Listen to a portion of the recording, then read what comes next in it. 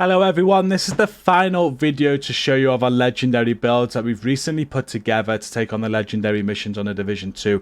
We sat down, we revamped, I revamped the builds, we made some new builds to make the legendaries easier, and this is a strategy that we're using right now with these builds. We thought we'd get them all out for you. So far we've given you our legendary tank build, which you really love.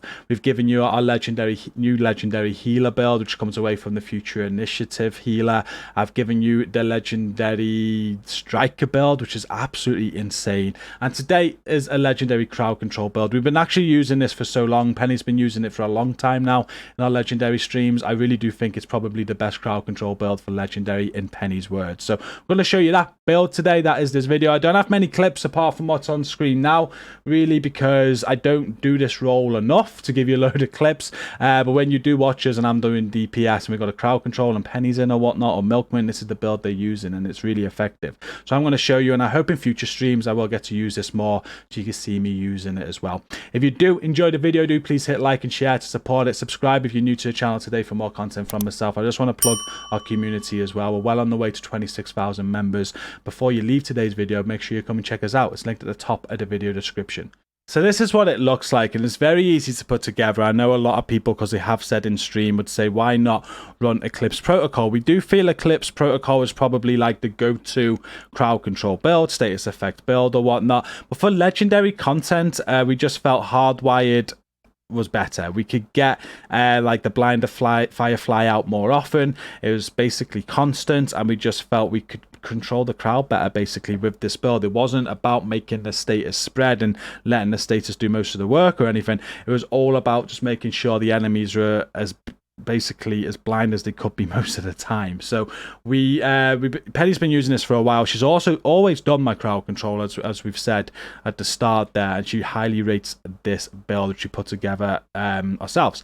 So this is what it looks like. I've got the grenade launcher specialization on there, but that's just because when we run as a 4, we're trying to make the most out of specializations. Really, you want to run the survivalist on this for the status effects that you're going to the status effect damage bonus that you're going to be giving your team.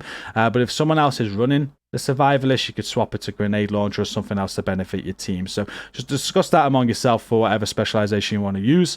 The primary weapon that you want to use on this, like with any other build like this or healer builds or whatnot, is a Scorpio for obvious reasons. You can stack the enemy to help your team and give them buffs, and also it's great for slowing enemies down if needed and keeping them in place. It's just a great weapon. Make sure you have this as your primary. The stage left is what I'm using as the secondary. Reason for this is not to use it as such, it's just for the talent perfect sledgehammer. If I do damage an enemy with a grenade at any point, I can give extra armor damage from a team to that enemy. So it works like that. It works for your team. So every now and then just switch to this, throw a grenade out on a high value enemy, and your team will do more damage to them. The sidearm doesn't really matter, to be fair. I've just got the TDI card custom, go whatever you want.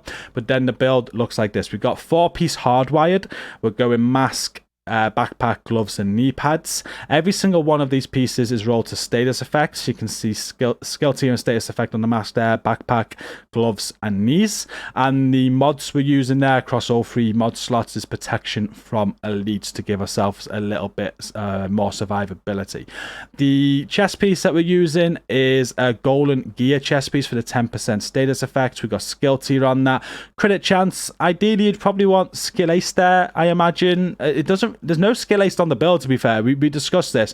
We don't know what we'd want that attribute to be. You basically just want status effects as an attribute, skill tier, and the status effects from the golden. That other attribute there could really be anything. Maybe explosive resistance is probably the best bet from the drones or the explodes that you might be facing. But that's the most important, I'd say, the status effects with the skill tier, and Overwatch as the talent. You're going to be in cover a lot, so it just makes sense to have Overwatch on. So after you're in cover for 10 seconds, you're going to be buffing the weapon and skill damage for your team by 12%. And finally, the holster there is the exotic Imperial Dynasty. I really like this because how the Dragon's Glare talent works is, while in combat, it applies burn to the enemy closest to you within 20 meters, and that happens every 35 seconds. So you kind of stay back with our strategy on legendary. The crowd control kind of stays back with the DPS guys and the healer. If any enemy does try flanking you or getting close, they are going to go on fire, which will give you ample of opportunity just to turn and kill them before they kill you. basically. You can take this out there. I know Penny uses the Vial Mask instead. If that's the case, then you want to do that. Just throw the Vial Mask on and use a hardwired holster instead. It's an easy swap.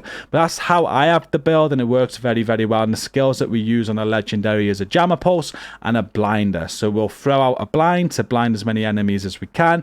We'd then use a jammer to then jam the Warhounds or the mini tanks, and that's going to refresh the blind, so I can do the blind again, which will refresh the jammer, so I can do the jam again. And it's just a constant flow of jamming and blinding, which really, really works well on legendary. And when you get the timing right, it's just absolutely beautiful. Honestly, it's great. I've normally run as DPS, and having this on my team just allows me to shoot much more. And I always play to the blind and the jammer, so I'll wait until they go out and I'll cause a lot of damage once they have gone out. And that's the purpose of the build. And that is it for this video. Thank you for watching. As I said at the start of the video, I haven't got a lot of clips of this build in action. It's not a role I do a lot. It's just a build that my team does use though. And when you do watch our legendary streams and you want to know what builds we're using, that's a crowd control build that we are using.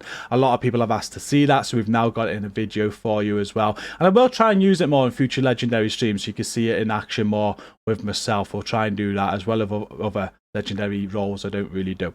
But thank you for watching today. Don't forget to hit like and share in the video to support it. Subscribe if you're new here for more content from myself. But now we're done, come and check out our community. If you're not in there, you'll definitely not regret it. It's linked at the top of the video description. We'll see you in there. But until next time, thank you for watching this one. Stay safe and peace out.